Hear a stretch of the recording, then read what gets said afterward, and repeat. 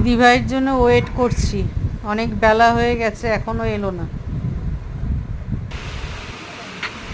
ওই তো আসছে। কি ভিজেছো?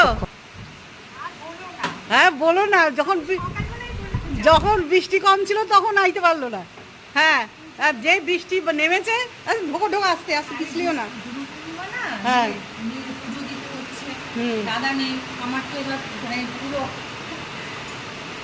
আসতে যাও। খিদে পেয়ে গেছে, আমি বসে আছি কখন থেকে।